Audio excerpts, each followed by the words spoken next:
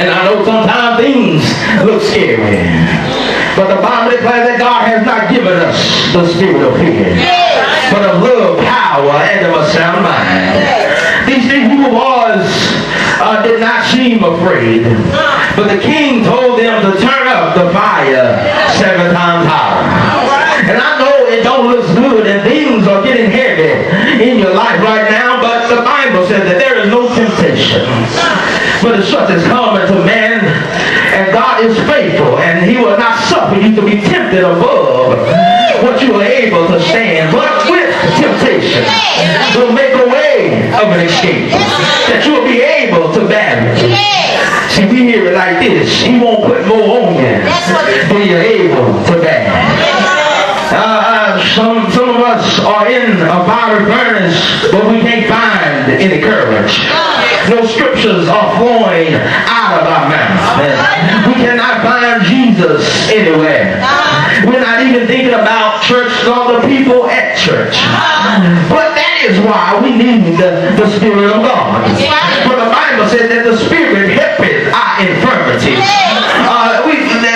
When we know not what to pray for, the Spirit itself will make intercession for us with moanings and groanings that cannot be uttered. When we don't know what to say, the Spirit will say it for us. When we don't know what to do, the Spirit instructs us. When we don't know which way to turn, the Spirit will guide us. When we don't know the answer to the question, the Spirit will teach us. Yes, sir. And when we don't have any fight left, the Spirit will strengthen us. When we're knocked out and down for the count, the Spirit will wake us up. When we are sad, the Spirit will give us joy. When we're confused, the Spirit will give us peace. And when we're heavy, the Spirit lightens the load. We need the Spirit of God. The courage is where you find it under fire. The Spirit is what gives you the courage under fire. It may not look like you're getting out of the fire. I should have titled this message, Faith Under Fire. But there's a story in the Bible where Jesus was asleep. He was asleep on a boat. And a storm arose on the sea. And the 12 disciples got scared and said, "Where is Jesus?" And Jesus still was asleep. Now thunder and lightning was going, and nobody could understand how could this man sleep through this storm.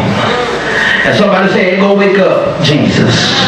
So Jesus steps out on the boat, and he steps out on the hinder part and stretched out his hand, and he said, "Peace be still."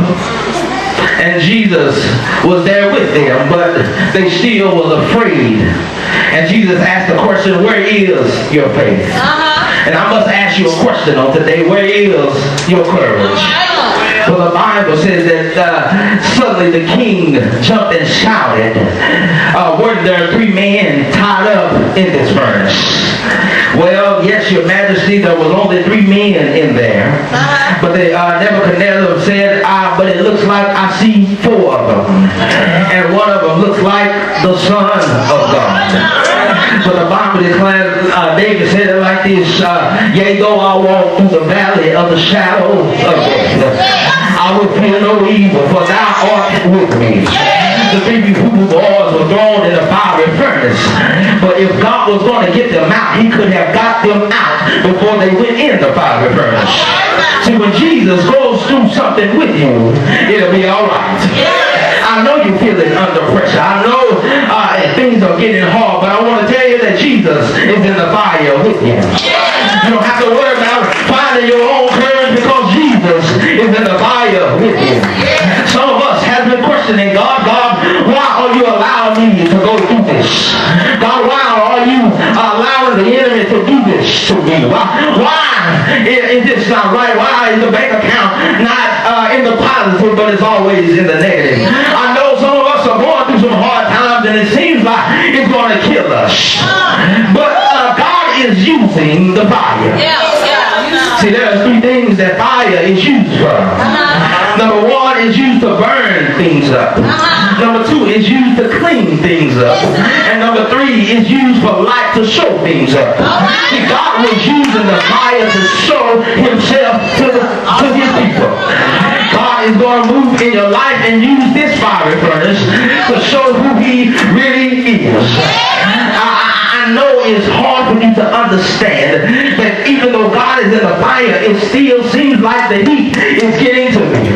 But I want to let you know that this is not to kill you.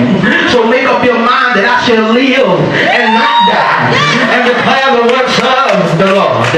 Make up in your mind that even though I'm troubled on every side, I'm not distressed. Even though I'm perplexed, I'm not in despair.